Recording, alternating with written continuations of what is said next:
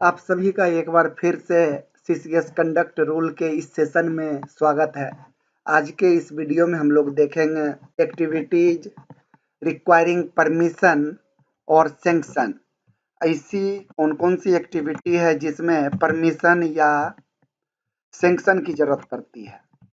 तो एक स्पेलिंग में सही कर दूं यहाँ पे रिक्वायरिंग। ओके।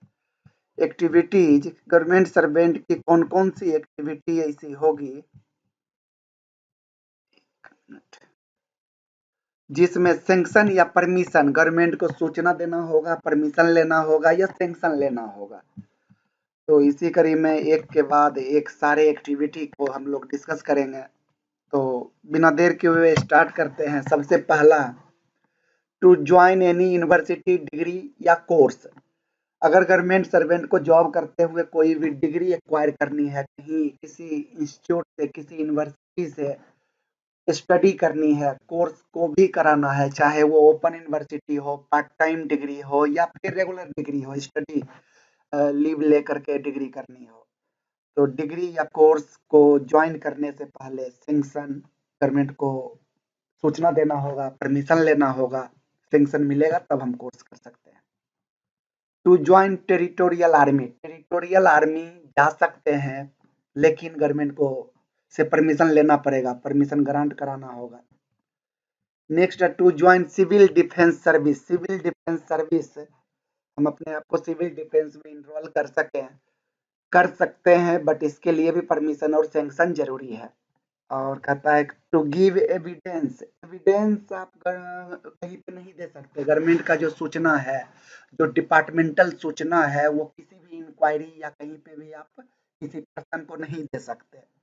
लेकिन एक्सेप्ट कहाँ-कहाँ पे दे सकते हैं, तो evidence given at an inquiry before an authority appointed by government, parliament और ए स्टेट लेजिस्लेटर। जो गवर्नमेंट के द्वारा अगर कोई कमिटी, इंक्वायरी कमिटी बनाई गई, वहां पे देना पड़ेगा, वहां से सूचना मांगा। पार्लियामेंट या स्टेट लेजिस्लेटर, विधानसभा या पार्लियामेंट संसद के द्वारा अगर कोई सूचना मांगा गया तो वो हमें देना पड़ेगा।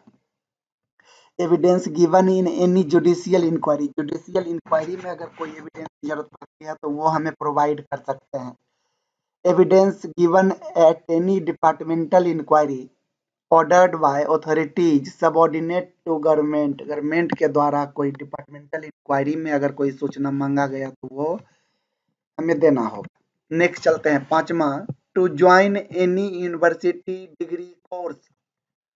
किसी यूनिवर्सिटी या डिग्री, ये पहला ही देख लिए थे, पहला रिपीट हो गया। यूनिवर्सिटी डिग्री या कोर्स को ज्वाइन करने से पहले परमिशन लेना होगा। एक्सेप्ट एनी कंट्रीब्यूशन और रेजिंग फंड। जनरली हम लोग क्या करते हैं, फंड इकट्ठा करने में शामिल हो जाते हैं। तो गवर्नमेंट सर्वेंट को अगर कोई फंड ऐसा जरूरी पड़ गया कि हमें फंड रेज करना पड़ेगा और उसमें हमारी पार्टिसिपेशन जरूरी है, तो हमें परमिशन लेना होगा, अदरवाइज आप इसको नहीं कर सकते, ये मिसकंडक्ट कहलाएगा। तो इसके लिए भी परमिशन लेना पड़ेगा। नॉर्मली ये सभी काम के लिए अगर 30 डेज आपने सूचना दिया और 30 डेज तक कोई भी जवाब नहीं मिला, तो इस केस में डीम्ड टू परमिटेड माना जाएगा, डीम्ड सैंक्शन माना जाएगा। नेक्स्ट है accept membership of book club run by foreign agency. Foreign agency के द्वारा कोई बुक क्लब रन हो रहा है और उसके आप मेंबरशिप लेना चाहते हैं तो परमिशन लेना होगा। टू एक्सेप्ट इंटरनेशनल अवार्ड, कोई इंटरनेशनल अवार्ड आपको मिलने वाला है किसी रचना के लिए, कोई ऐसे काम के लिए किसी विदेशी एजेंसी के द्वारा, सो उस केस में भी आपको सूचना देना पड़ेगा, परमिशन लेना होगा। 30 डेज पहले आपको सूचना देना होगा। To accept fee for work done for any private और पब्लिक बॉडी और पर्सन। अगर ऐसा कुछ होता है कि आपने कहीं पे फी चार्ज कर रहे हैं, कहीं आप किसी यूनिवर्सिटी से आपको बुलाया गया, उसके लिए आपको कुछ पेमेंट किया जा रहा है, रिम्यूनरेशन दिया जा रहा है पब्लिक को, तो ऐसे केस में आपको परमिशन डिपार्टमेंट को देना पड़ेगा, परमिशन लेना पड़ेगा डिपार्टमेंट से, सैंक्शन लेना होगा, आपको पहले इंफॉर्मेशन देना होगा। Acceptance of part time lectureship in an educational institution, ये क्वेश्चन का पार्ट रहा है, कई एक बार ये पूछा गया है, ऑप्शन में एक ऑप्शन ये भी रहता है। सो यहाँ से क्या है, एक्सेप्ट पार्ट टाइम, आप अपने जॉब के बाद के टाइम में कोई लेक्चरशिप एजुकेशनल इंस्टीट्यूट में ज्वाइन करते हैं और वो आपको रिम्यूनरेशन प्रोवाइड करा रहा है, तो ये परमिट हो सकता है, डिपार्टमेंट अगर चाहे तो आपको परमिशन दे सकता है, आप वहां से ले सकते हैं। Next, to enter into negotiations with private firm to secure commercial employment even while in service. Negotiation आप करते हैं किसी प्राइवेट फर्म से कमर्शियल एम्प्लॉयमेंट के लिए, इवन व्हाइल इन सर्विस। जैसे कि मान लीजिए अगर कोई एम्प्लॉय रिटायर होने से पहले ही क्या करता है, किसी प्राइवेट फर्म से नेगोशिएशन कर रहा है कि मैं ज्वाइन करूंगा, या रिजिग्नेशन से पहले अगर आप बात करते हैं किसी से, तो ये सूचना आपको देना पड़ेगा, परमिशन लेना होगा इसका। हो सकता है ना कि हमें कहीं से अच्छा ऑफर मिल रहा हो जॉब छोड़ के जाने के लिए, तो अगर ऐसी कोई बात है तो इसके लिए परमिशन लेना है। To hold an elective office in cooperative societies and other bodies and to contest in an election in such body. कोई कोऑपरेटिव सोसाइटीज है या अदर बॉडीज है, उसके इलेक्शन में आप पार्टिसिपेट करना चाहते हैं, तो ऐसे केस में आपको परमिशन लेना पड़ेगा।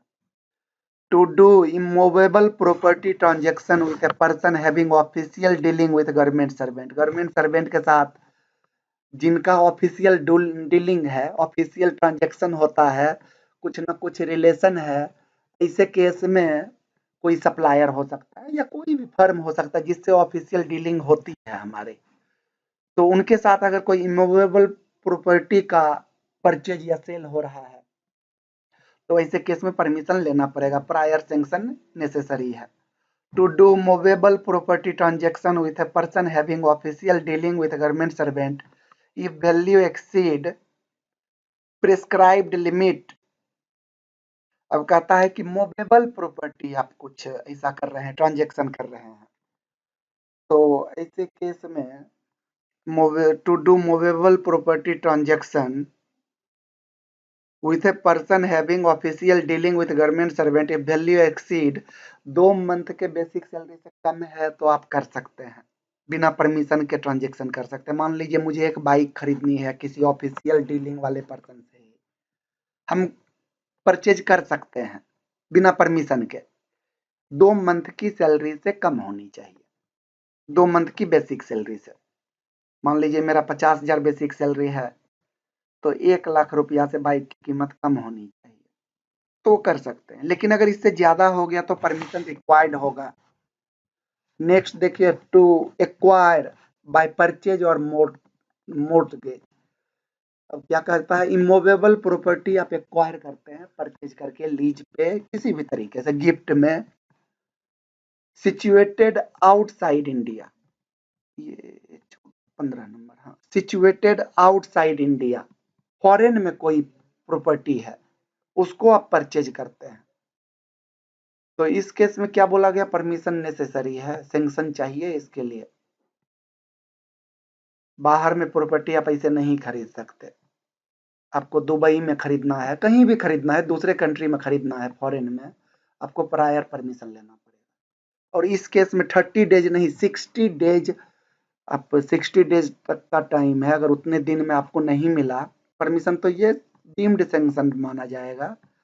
सो आपको क्या करना है, 60 डेज पहले अप्लाई कर दीजिए, अगर 60 डेज में नहीं कुछ रिप्लाई दिया गया तो उस केस में आप ट्रांजेक्शन कर सकते हैं। To dispose of by sale mortgage, जैसे परचेज आप करने के लिए परमिशन चाहिए, सेम उसी तरीके से आपको अगर अपनी प्रॉपर्टी जो फॉरेन में उसको बेचना है, सेल करना है, तो उस केस में भी आपको गवर्नमेंट से परमिशन लेना होगा, और इसका भी लिमिट 60 डेज है। 60 डेज तक अगर नहीं मिलता रिप्लाई तो वो डीम्ड सैंक्शन माना जाएगा।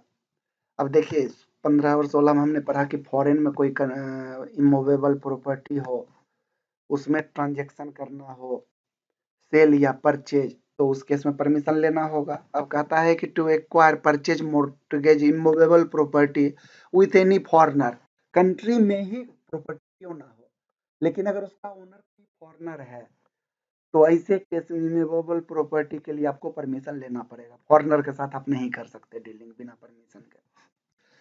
To dispose of by sale mortgage ETC of immovable property with any foreigner. इसी तरीके से सेल भी नहीं कर सकते किसी फॉरेनर को। इसके लिए भी 60 डेज का लिमिट है। आप पहले परमिशन लीजिए, 60 डेज तक परमिशन नहीं मिलता तो माना जाएगा कि परमिशन मिल गया। तो होप कि आप सबको समझ में आया होगा CCS कंडक्ट रूल में किस किस एक्टिविटी के लिए हमें परमिशन की, प्रायर परमिशन की या सैंक्शन की जरूरत पड़ती है। इससे रिलेटेड MCQ हम नेक्स्ट वीडियो में डिस्कस करेंगे। ये बहुत ही इंपॉर्टेंट टॉपिक है, इससे क्वेश्चन रहता ही रहता है, 2-3 क्वेश्चन रह जाते हैं। सो होप कि आप सबको समझ में आया होगा। आज का वीडियो यहीं पे स्टॉप करते हैं। Thank you.